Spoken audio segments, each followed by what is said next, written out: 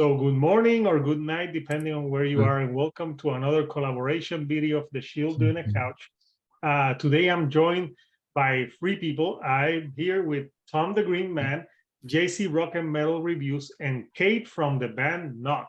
I interviewed her like a month ago, and she loves 90s music, so she said like, yeah, I would love to collaborate and talk albums with you guys. So today we're going to talk about the first album by Stone Temple Pilots called Core, which turns 30 on September 29.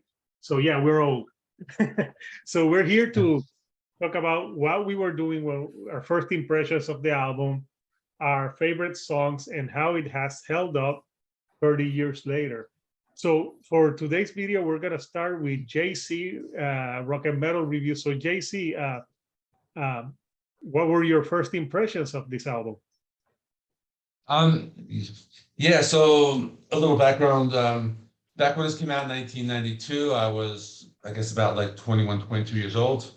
And I was really into the grunge scene. So just listening to this album, I just loved it just right away. For me, it was, I guess, kind of like a mix of like Pearl Jam and Alice in Chains, maybe something like that. You know, it was, they're not like they were lumped into like the whole grunge band. So, I mean, they're not really a grunge band. I mean, they're not really from Seattle or nothing, but I like this album a lot.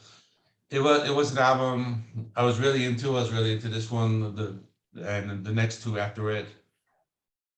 You know, back then I was in a grunge band. I played guitar, and we did some covers of I think we did Creep and we did Plush. So those are songs I've always loved. But it's just an album. I think it's just very good. It's just it came out at like the right time, and I think that's why it was very big and they were very popular, because it was just like the right type of music, the right type of sound, and at the right time. And that's why I really enjoyed this album a lot. So I get that. That's all I could say with that. What about you, Kate? What did you think about this album when you first listened to it? I was a teenager and I was super, super into grunge. And the first time I heard Plush, you got to forgive me here, I thought it was Eddie Vedder.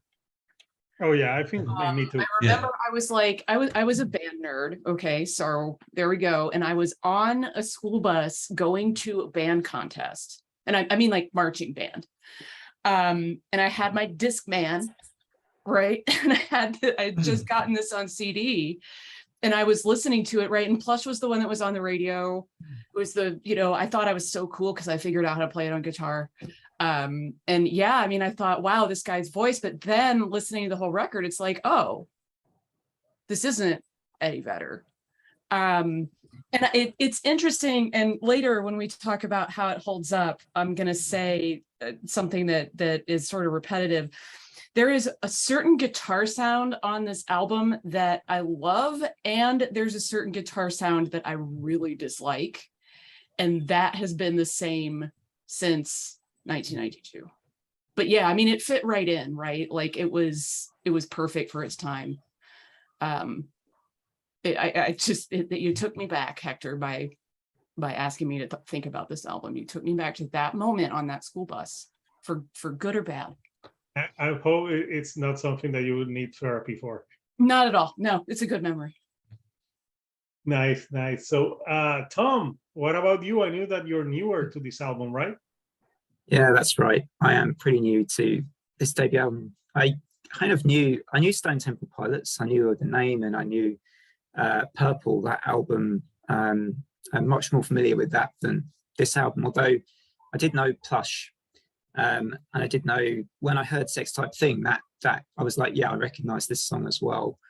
And I like what Kate was saying about the guitar sounds interesting, because one of the things I was going to say was I like the guitar sound quite a bit.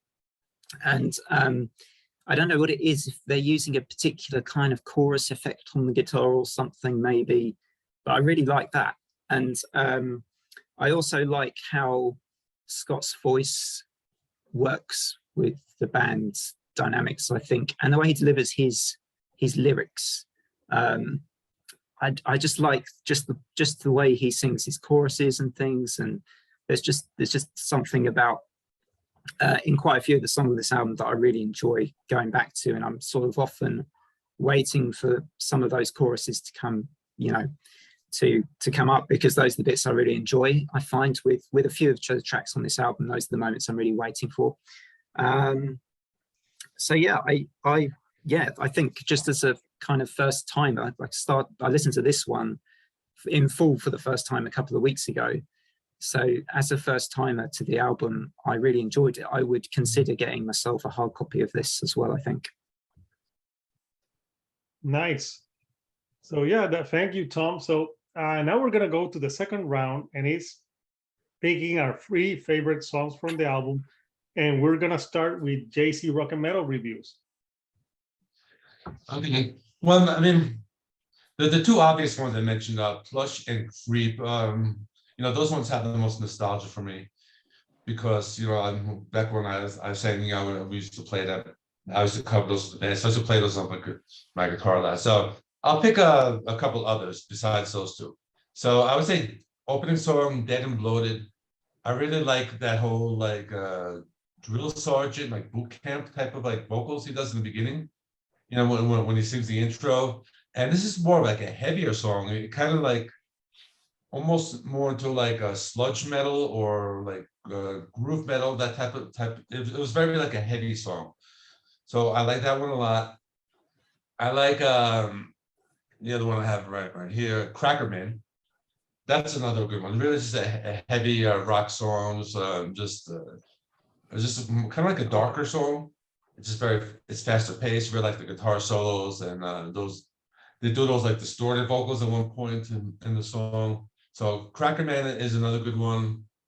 And the final song, Where the River Goes, because it's a little more like a sludgier type of psychedelic rock.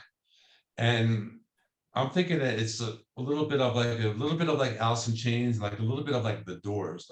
It kind of brings in a little bit of that influence into it. Another kind of a darker song, more of they have the distorted guitars, a little sludgier, and it's a long song.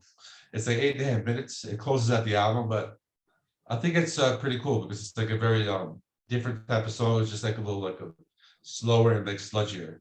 So that one I liked a lot. It's called Where the River Goes. Yeah, that's a good song. So we're going back to Kate. Kate, what were are your favorite 3 songs of this album? That's really hard. My favorite 3 in '92 are different than they are now. Oh, that's interesting. You could give us what were your favorites back then and now? Oh, my favorites back then were the ones that were on the radio, right? Oh. So Plush, Creep. But I'm gonna agree with JC Rock. Dead and Bloated is a good one. I remember it really kind of freaking me out back in the day. I keep wondering what this record would sound like with more metal production, right? Because it's got that real 90s Brendan O'Brien vibe. Mhm. And I want to hear it in the hands of Kurt Ballou or somebody, right? And just let's hear because there's so much metal on this record, right? So Dead and Bloated for sure. I really like No Memory, because that acoustic intro just does something in my brain that makes me really happy. And then we've got the break and it becomes a hard rock song. And I think I got to go with Wicked Garden. I can't say that intellectually I like this song, but it's the one that since Hector invited me, I listened to the record a few times. This is the one that's in my head when I wake up in the morning, which it's an earworm, so I can't discount it. But again, an interesting, Tom, you said you like that chorus sound. The chorus sound is the thing that bugs me. I really like their kind of. That's really interesting. Yeah. Yeah, I like their overdriven sound, but the chorus is on every song. And in my mind, especially with the 3 I just named, I'm not sure I hear it a lot on Dead and Bloated, but if I could take it out, I think I like the songs better. It's always interesting to listen to different opinions. Yeah, for sure. So yeah, good pick. So what about you, Tom? Yeah, I liked Dead and Bloated a lot as well. So I think three of us that like that opening track. And I woke up the other morning with that one in my head where, you know, you get Scott's great that vocal where he goes, you know, oh yeah, yeah. You know, it's really, really good. I like Sex Type Thing a lot. I mean, I guess that's predictable probably for this album, but just love the chorus on that one as well. And Piece of Pie. So it's kind of stuck with me a bit too. After multiple listens, I liked that one. And yeah, again, I think that I tend to like those tracks from Stone Temple Pilot that kind of sound a bit bigger, maybe, or have something to latch onto a bit. And it reminds me a little bit of Love, Hate, Love by Alice in Chains, I think, that one, Piece of Pie. I got a bit of a vibe with the big vocal, the years that he sings. I got a bit of that in there as well. So I think those are my three: Dead and Bloated, Sex Type Thing, and Piece of Pie. Nice, great picks. So I guess that leaves me. And well, I also love Dead and Bloated. I think that's a very underrated song. I think it's a great album opener. And when, you know, he's using like a microphone, it's like, I'm dead, feeling dead and bloated. You know, it's like, it's very evil sounding. And I never saw Stone Temple Pilots live, but I did see Velvet Revolver, and he did play that song live, which was amazing. He played that and Sex Type Thing, so it was awesome that I got to see him. The other two favorite songs that I would pick, I still love Plush to this day. I think it was a great single. And at the beginning, like Kate said, I also thought it was Eddie Vedder at the beginning, like when it came out, because I think they were called like a Pearl Jam knockoff at the beginning when they started. But back then they called if you sounded like Nirvana, you were Nirvana knockoffs, and if not, you were Pearl Jam knockoff. So, but Plush I still love, and I love Sex Type Thing until this day. You know, I think it's a great song, and I like how it feels like a very menacing song, like how he's like saying that he's gonna come. And it's, you know, it's maybe when I was very young listening to it, I was like, I didn't know if I understand the lyrics that that well back then. I think the sound of it, isn't it? It's just kind of the sound and vibe. Yeah, I think I just saw the word sex in it, and you know, everyone being like adolescent, like, oh, it says sex there. But yeah, it's a great song to this day. But my favorite song of this album is Dead and Bloated, hands down. It's a great song. So those are my three favorite picks in an album that's pretty hard to pick three favorites. So we're gonna go now to the final round, and we're going to talk about how we think this album has held up 30 years later. So we're gonna start with JC. Okay, yeah, I think it has held up. As far as their discography, I think like their next two albums were big improvements over this one because they did some different stuff. They did some like some jazzier stuff, and they experimented after that. And then after the third album, they kind of started going downhill. So the two albums, I believe it's Purple and Tiny Music in the Vatican something. Those I think are like their best albums. This is a good debut. I mean, it's kind of like Alice in Chains, where they have a really good debut, but like their like second album was like, you know, a lot better. This is the same thing, good debut, but they got better. And now I know that this band still exists, like with a different singer, and you know, I don't think any of their recent stuff has been that great, but I think it does hold up, you know, after 30 years. So it's an album. When you asked me to do this and album, I gave it another listen, and you know, I really enjoyed it again because it did bring me back to those early 90s with listening to Plush and listening to and Creep and the ones that I did play back then. Actually, like the acoustic version of Plush. If you haven't heard it, I probably like that one better, I think. Yeah. I think I like that the acoustic version of Plush better, but so yeah, I think it still holds up. So that's yeah, that's my answer. Yeah. I think it was really good to listen to it again. Yeah. Cool. So what about you, Kate? Yeah, I totally agree. It's not a record I would have put on if you hadn't invited me, right, to like listen to the whole thing. But I'm glad I did, not just for nostalgia, but because I agree with JC that their second record is better, like overall. But this has a lot going on. I'm always, when I listen to STP, more and more impressed with their rhythm section.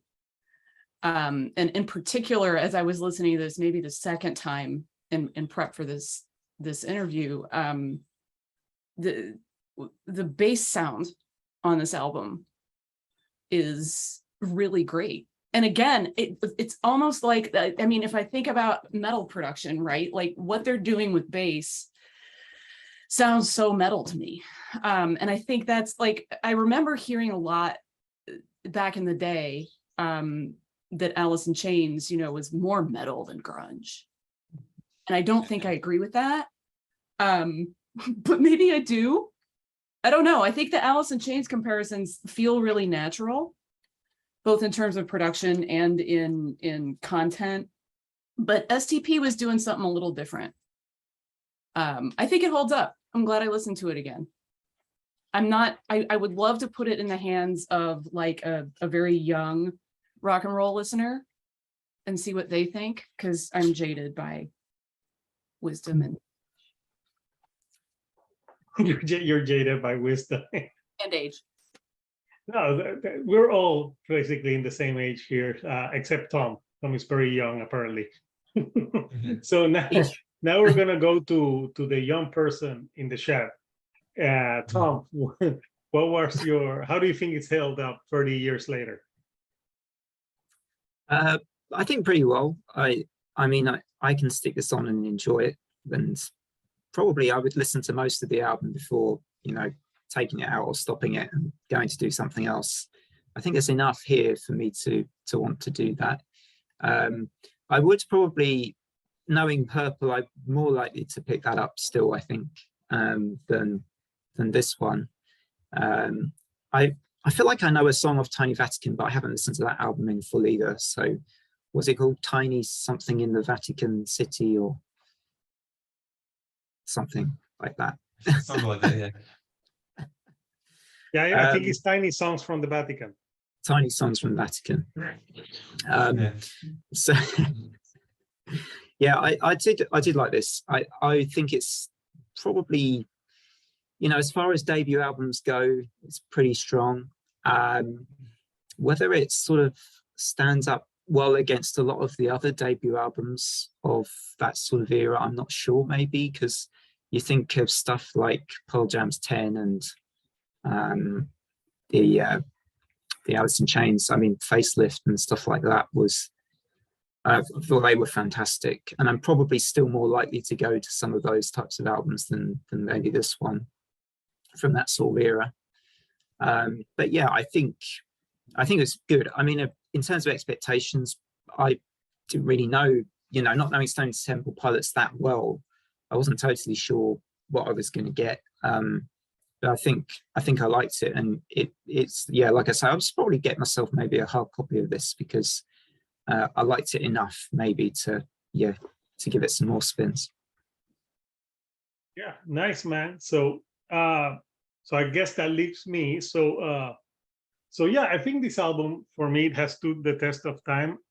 Purple is still my favorite. I think their second album was more mature and like they went more into their own, because I could tell the comparisons on this one, but I still love this one. I think it's a solid debut and I would say a classic album from the 90s. I think it's held up pretty well to this day. It's a shame that we lost Scott Weiland a few years ago, because I would have loved to seen Stone Temple Pilots record more music and tour, but it wasn't meant to be. So yeah, 30 years later, I still think it's a great album, and I think it sounds, I think this would come out today, it would be a hit.